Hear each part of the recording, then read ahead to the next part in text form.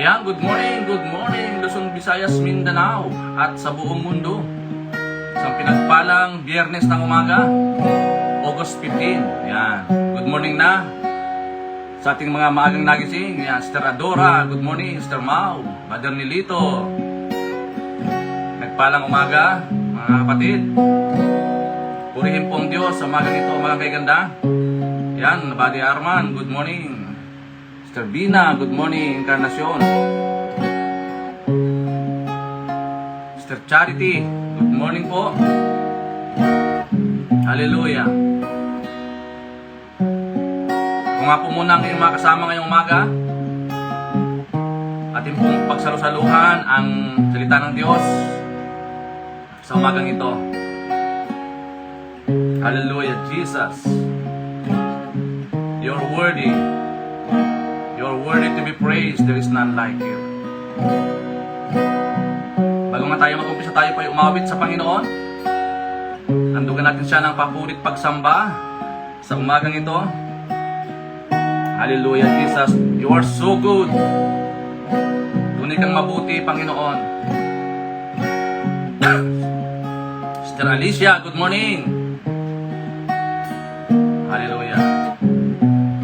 Yes, Lord. Sister Marilu. Yankee Puntaging, mga kapatid, no? Sister Angie.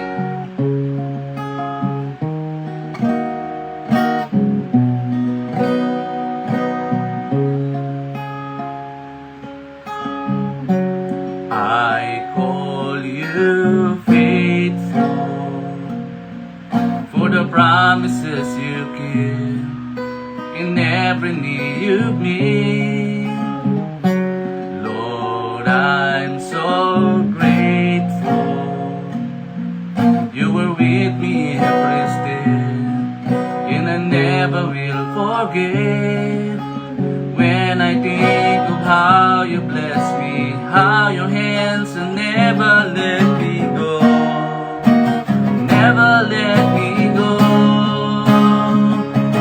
You have been so good to me.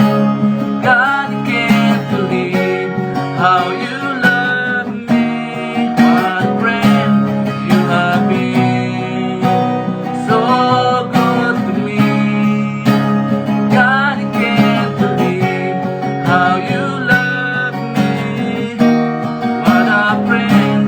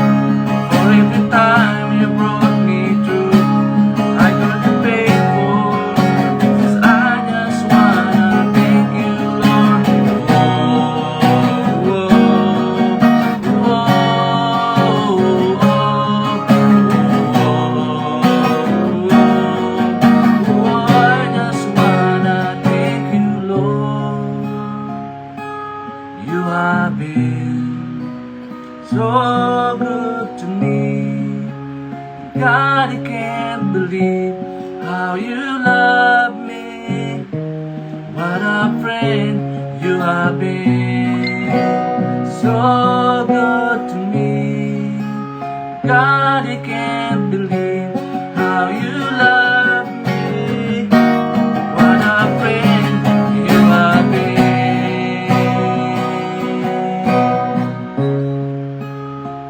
You are so good to me, Lord.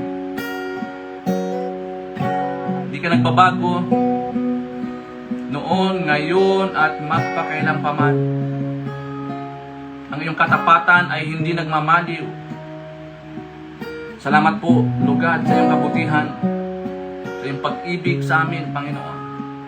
Doon hindi kami kaibig-ibig, nariyan pa rin yung iyong mahabaging puso na kami po ay ibigin at linisin, patawarin.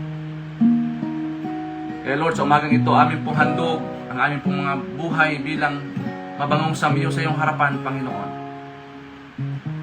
Lord, we remember, Lord God, that apart from you, we are nothing today. We ask, Lord, for the cleansing power of the blood of Jesus. Purify your people today, Lord. Sanctify us with your precious blood of Jesus, Lord. Yes, Lord, salamat po, Panginoon. Muli namin pinagkakatiwala ang Daily Vibrant Word sa araw na ito. Pagharian kami ng Santong Espiritu. O Lord, ikaw lang pong mahayag sa aming buhay. Turuan kami, Panginoon Diyos, sa araw na ito. Bless your name, Lord. Glorify your name today. For the glory, honor, and praise in Jesus' name. Amen and amen. Ayan, good morning na. Good morning na po sa bawat isa. Pastor Ani, Pastor Perseus, good morning. Sister Donna. Magandang umaga na po sa bawat isa. Sarap po na umawit, kumanta sa Panginoon, magpuri sa araw po na ito, no? Salamat po sa presensya ng Diyos na nasa atin ngayon, mga kapatid. So without further ado, tayo na po mag-proceed sa ating pong topic. Ngayong umaga, ito pong pinamagatan ko na enjoy now, regret later. Diba? Yung alam natin yung anatomy of sin and temptation. So enjoy now, regret later.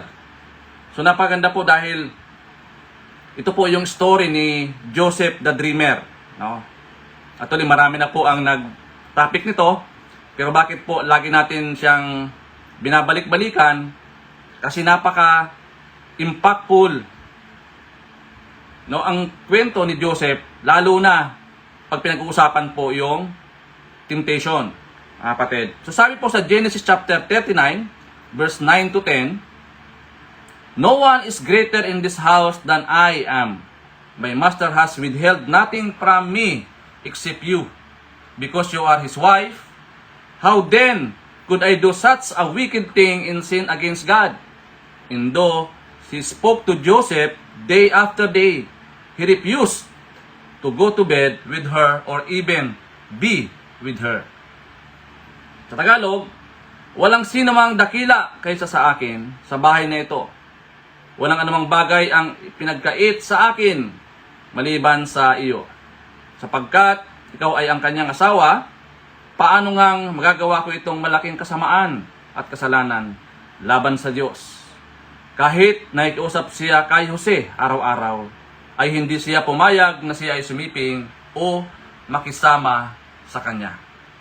Purihin po ang pagbabasa ng dakilang salita ng Panginoon. Napaka-powerful, impactful. Ito pong kasaysayan po ni Joseph the Dreamer, mga kapatid. Kasi bakit po? Kung lahat ng tao, lahat ng Kristiyano ay may ganitong klaseng karakter o mindset, no? Hindi sana tayo napapahamak. Tanda natin sa ating pong pamagat, enjoy now and regret later. Marami kasi ng mga tao na hindi mo na nag-iisip-isip. Di ba?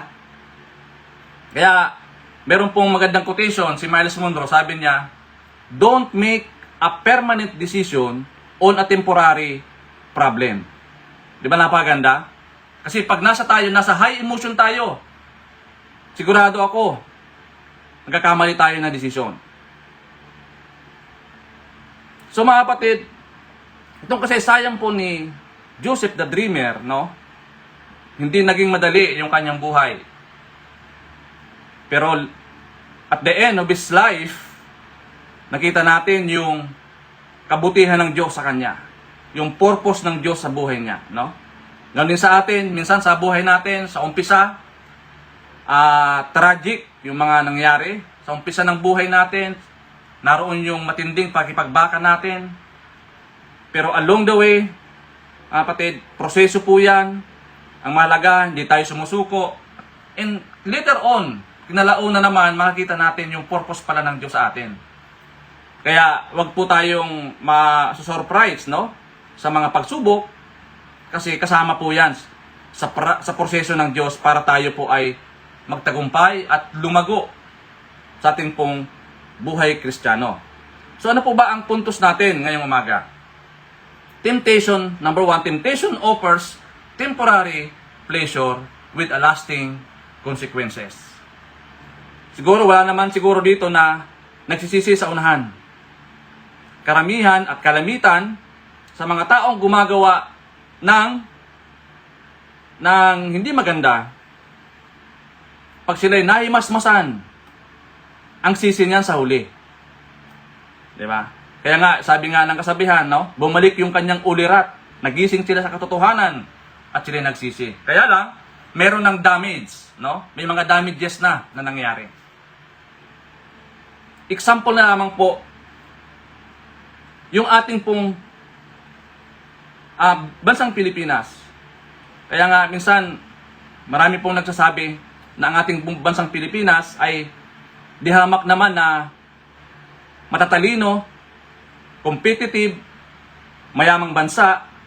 Pero bakit kulila tayo pagdating sa kauswagan, no? Una kasi dyan, yung matinding o rampant corruption. Mga kapatid, dito sa ating bansa, wala nang pakungdangan. Minsan harap-harapan na nga no? Yung corruption na nangyayari dito. At hindi lang nila alam, gaya ng ating topic, enjoy now and regrets later. Hindi nila naunawaan na mayroon itong consequences. Minsan yung consequences natin, hindi on the spot. Minsan, ito ay nagre-rema sa matagal na panahon, no? Pero tandaan natin, kapag meron tayong maling ginawa, lalo na yung rebellion, hindi tayo makakaligtas sa consequences. Diba? Nakakalungkot po na dahil nga nandito tayo sa Pilipinas, nadadamay po tayo. Diba? Nadadamay tayo.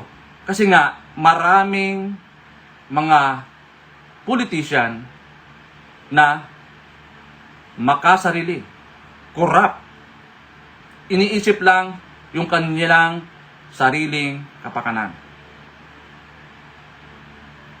Which is, sila dapat yung maging ehemplo.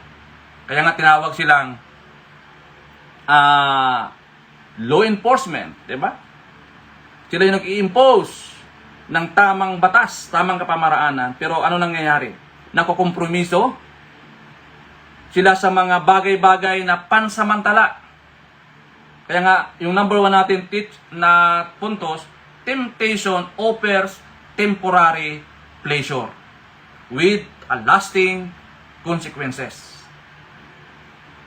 Kaya nga sabi ng matanda, bago mo gawin, ay makapito mong isipin. Yan, di ba? Bago mo gawin, mag-isip-isip ka, manalangin ka, humingi ka sa Panginoon ng wisdom. Kaya nga maganda si Haring Solomon, di ba? Iyan ang hiningi niya sa Panginoon, yung karunungan Kasi ang pera, nakukuha naman talaga yung pera, di ba? Pag masipag ka, Pero yung karunungan, no? Ang lawak ng ano yan, implication, ang lawak ng pwedeng gawin yan kapag ang tao po ay madunong o wise. So yun po yung number 1. Number 2, temptation take us away from God's favor and protection. So hindi po masama ang tukso, no? Pero po yung nagpa-alipin ka sa tukso, yan na mag-uumpisa yan. Kaya marami pong mga tao ayaw mag-born again. Kasi ayaw talikdan. Ayaw nilang talikuran yung kanilang mga masamang gawain. Ang hirap sa born again kasi ang daming bawal. Diba? Yun yung maririnig natin. Dito sa dati kong relihiyon, dito lahat pwede. Diba? Yun po ang majority ng tao. Ang mindset nila ganon. Dito na ako sa amin kasi dito walang bawal eh. Diba? Sa mga born again, maraming bawal dyan. Maraming mga boundaries dyan. Diba? Yun po ang naririnig natin mga kapatid. Tandaan natin, temptation take us away from God's favor and protection. Kaya huwag tayo magtaka kung bakit samot-samong problema, samot-samong dilubyo ang nangyayari sa buhay natin. Kasi iyan po yung byproduct, no? Iyan po yung consequences sa lahat ng mga ginawa nating kamalian. 'Di ba? Kaya napakahalaga mga kapatid na alamin natin yung anatomy of sin and temptation. Alamin natin yung actually we are aware naman tayo doon sa scheme ni Satan. Hanggang ngayon, yung pa rin naman yung kanyang style ng pangdideceive sa atin.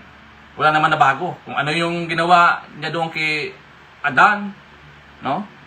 Tinimpt niya doon sa garden, ganoon din hanggang ngayon. Wala naman pagbabago. Kaya dapat tayo po ay mapanuri, mapagmatsyag, at lagi tayong nagbubulay-bulay ng salita ng Diyos. Okay, number 3, temptation makes poison taste sweet. Ano po ibig sabihin nito? Ang tentasyon, mga kapatid, ay parang ano yan? Umaakit, masarap, maganda, matamis.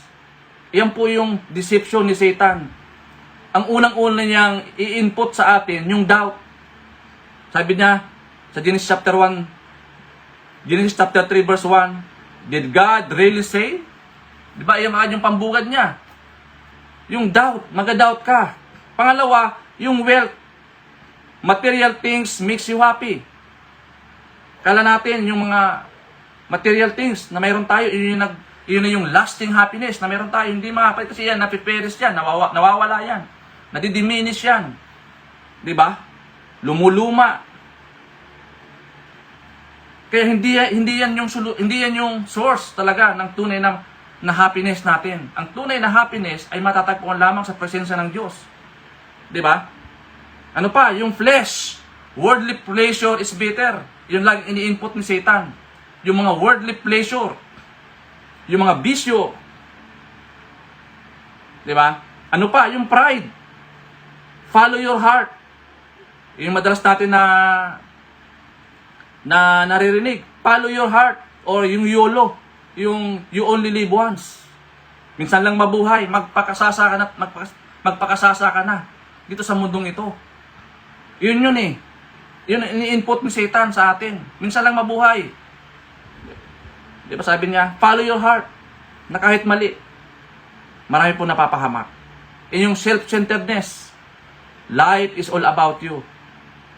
Ikaw ang tanyag. Dapat hindi. Life is all about Jesus. He is the author. He is the perfecter of our faith. No one is above Him. No? Yung mga kapatid, kaya minsan maraming tao na yumayabang. Kasi akala nila, no? Lahat ng bagay na meron sila, ay sa kanila yon. Nanggaling sa kanila. Hindi po, nanggaling yon sa Panginoon. Nagiging bulag lang tayo. Dahil binubulag tayo ni Satan. Dahil iyan yung kanyang strategy na tayo ay kanyang ma-deceive. No? So ano po, paano natin ba i-apply mga kapatid? Number 1, escape from temporary pleasure. Napaganda yung sinabi dito ni Paul sa 1 Corinthians chapter 10 verse 13. Sabi niya dito, no temptation has overtaken you except what is common to mankind. God is faithful and He will not let you to be tempted beyond your ability. But with the temptation, He will also provide the way of escape that you may be able to endure it. Kaya napakahalaga na ang buhay natin ipagkatiwala natin sa 100% sa Panginoon eh. Siya naman talaga ang mayakda ng buhay natin. Wala tayong magagawa apart from Him, mga kapatid, no? Kaya mahalaga na, sabi nga ni James, chapter 4 verse 7, submit yourselves then to God, resist the devil, and he will flee from you. Hindi po kamangmangan yung tumakbo.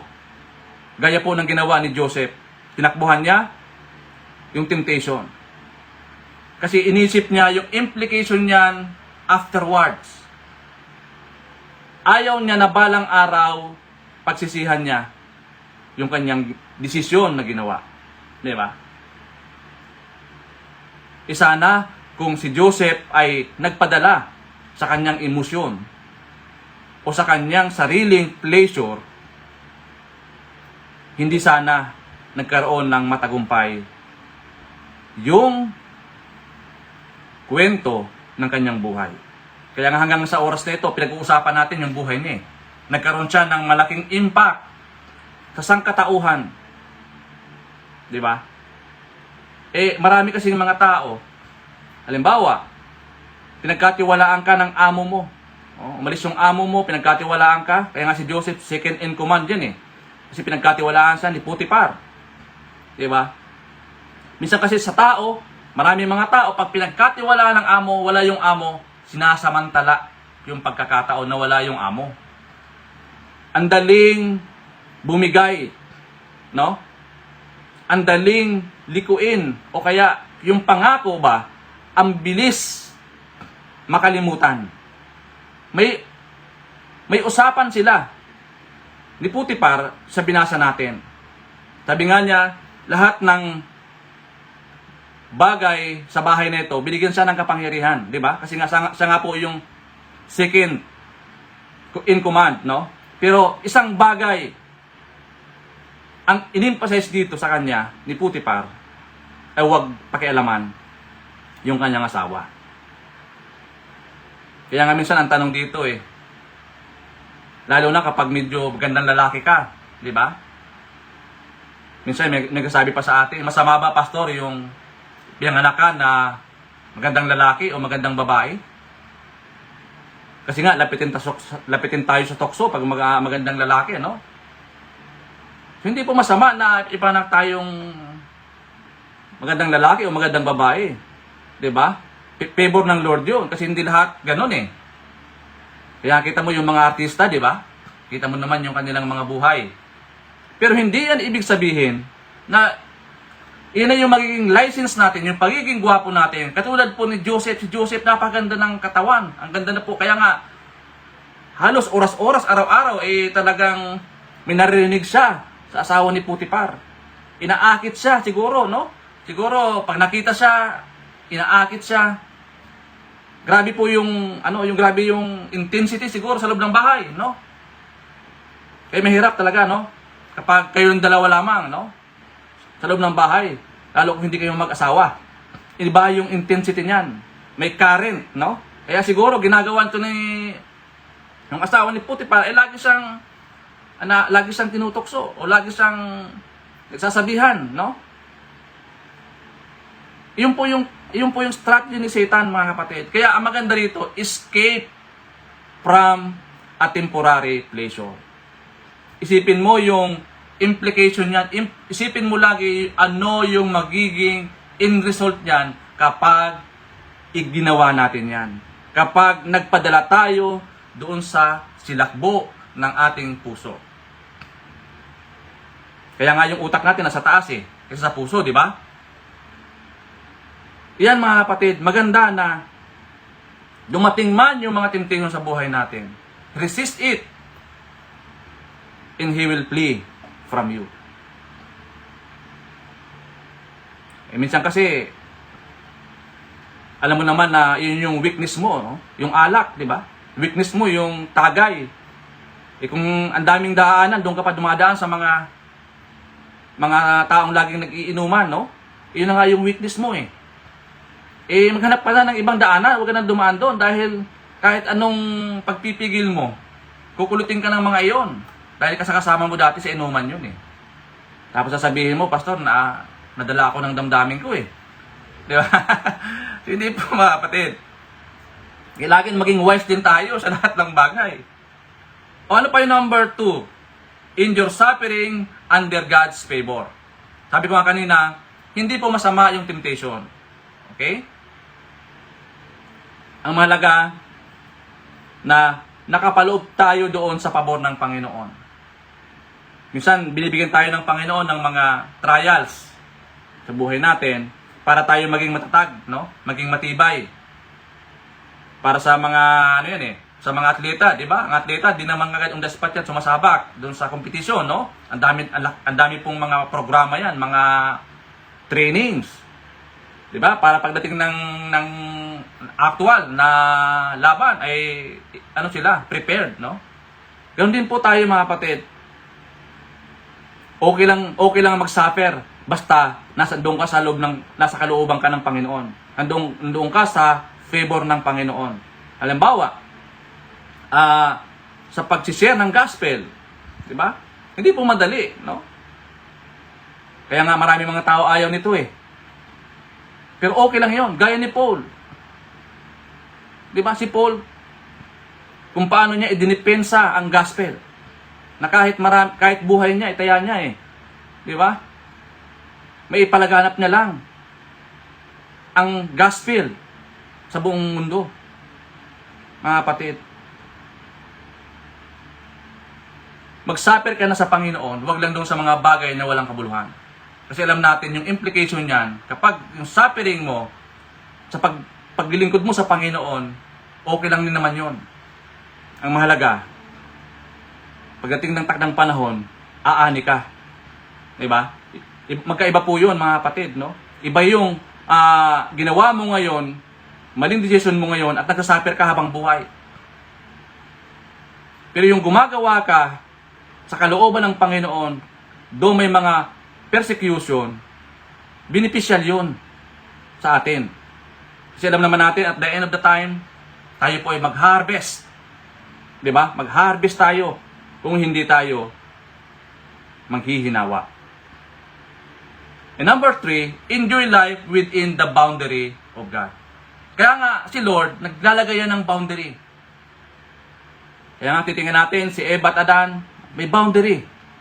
Lahat mo pwede kainin. Lahat mo pwede enjoy dyan sa halamanan, maliban lamang dito sa isang puno na ito. So kasi pag wala na pong boundary, mga kapatid, kung lahat na ng bagay, pwede na. Kahit yung masama, pwede na. May problema tayo. Ganun po nangyayari dito sa ating bansa, no?